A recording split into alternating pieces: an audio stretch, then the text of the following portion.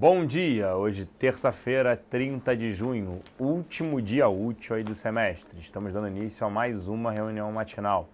No mercado doméstico, aqui o Gustavo Cruz ele vai falar um pouco sobre as reuniões da Dilma com o presidente dos Estados Unidos, Barack Obama. Também sobre a divulgação da confiança no setor de serviços, para baixo, divulgado há pouco, dentre outros detalhes. E também lá fora sobre a novela grega. Hoje aí podemos ver um último capítulo sobre o calote ou não por parte do governo grego. Por isso agora eu convido o Gustavo Cruz para falar sobre esses maiores detalhes e explanar sobre isso. Bom dia, Gustavo. Bom dia, Celso. Bom dia a todos. Então, a situação grega, a gente chegou na data limite e novamente sem nenhum acordo. O mercado, então, bem indefinido. Alguns acreditando num acordo de última hora, um acordo além do limite do pagamento entre os credores e a Grécia. Lembrando que foi convocado um referendo para o dia 5, próximo domingo, e basicamente a população tem que decidir se vai aceitar as reformas mais austeras ainda do que já estão sendo implementadas ou se não. O primeiro-ministro chegou ontem a afirmar que se o sim vencesse ele renunciaria, convocaria novas eleições, porque basicamente ele se elegeu falando para parar com essas medidas austeras tão fortes, mas surgiu vários boatos de que a Comissão Europeia tinha chegado a um acordo com ele ontem na madrugada e ele defenderia para a população votar no sim. Bom, de qualquer forma, a gente vai chegar até o final do dia hoje indefinido. O mercado ainda está bem sem nenhuma chance, nenhuma ideia bem clara do que vai acontecer, até porque mesmo que eles não paguem, ainda pode chegar a um acordo depois para reaver a credibilidade da Grécia. Então os mercados acalmariam.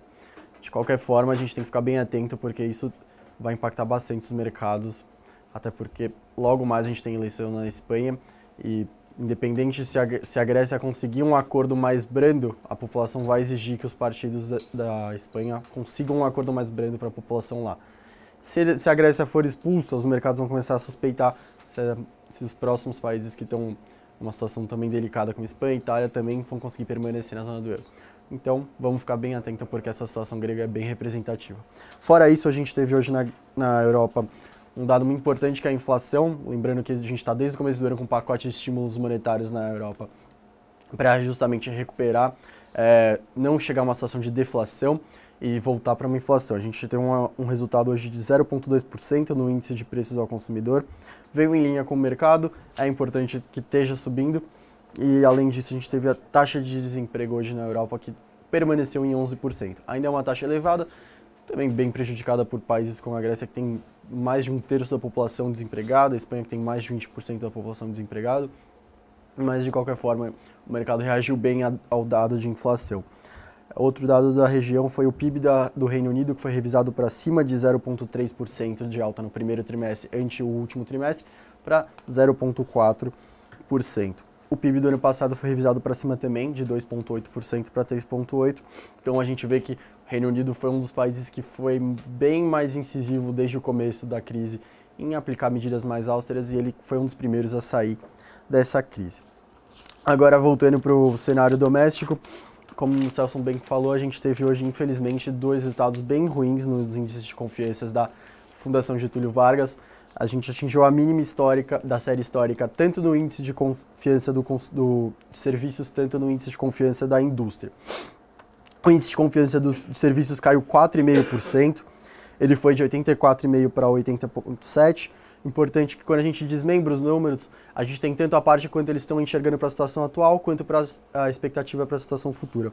A parte da situação atual já está bem crítica, ela teve queda de 8%, então os serviços chegaram a 56,7 pontos. As expectativas também caíram, mas uma queda um pouco mais amena em 2,4%. A queda na confiança da indústria foi de 4,9%, lembrando que os números são de junho ante maio, passou de 76 para 68,1. Então, a gente, infelizmente, chegando ao mínimo da série histórica nas confianças, o que é bem ruim. É bem importante esses números porque os investidores olham para eles, começam a bem uma percepção do que os investidores estão sentindo na hora de fazer um negócio, se eles estão mais propensos a se arriscar, tomar um pouco mais de risco, aprovar novos projetos, ou se eles acham que a situação está bem delicada e ainda não devem fazer nenhum movimento arrojado. Fora isso, a gente segue com destaque para Dilma para Dilma viajando nos Estados Unidos. Ela vai ter uma reunião agora com Barack Obama às 11h15 e logo depois ambos eles fazem uma entrevista coletiva às 1h da tarde.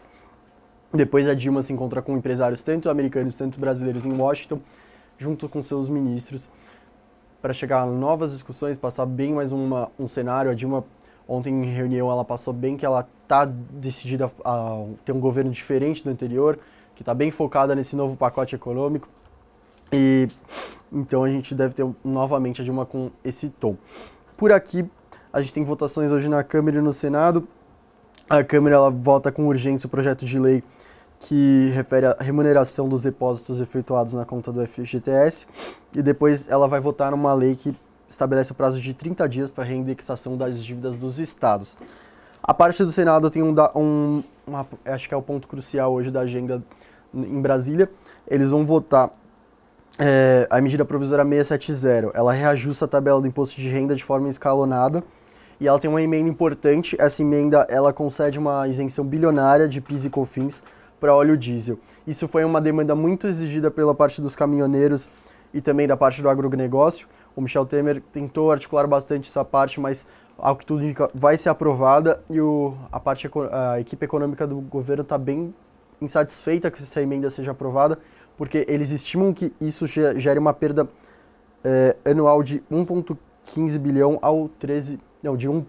de 13 bilhão por ano ou de 1,15 bilhão por mês. Eu vou voltar com o Celso agora. Infelizmente a gente só teve dados negativos hoje domésticos, então até amanhã.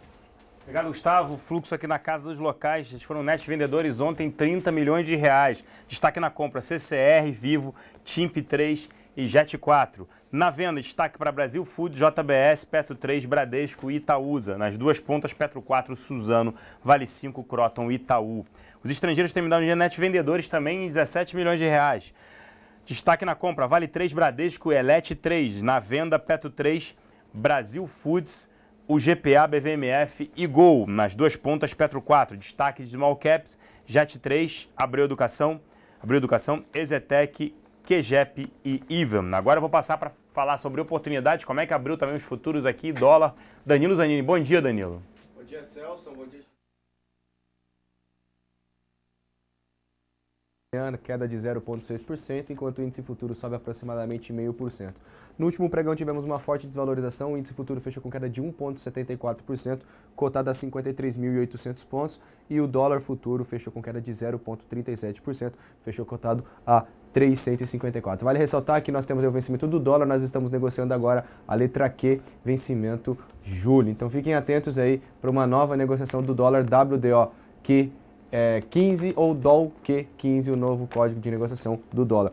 Rapidamente, o posicionamento dos estrangeiros foram net vendedores tanto no índice quanto no dólar no último pregão. Fecharam no índice futuro vendidos em 3.149 contratos, seguem com saldo acumulado de 56.124 contratos.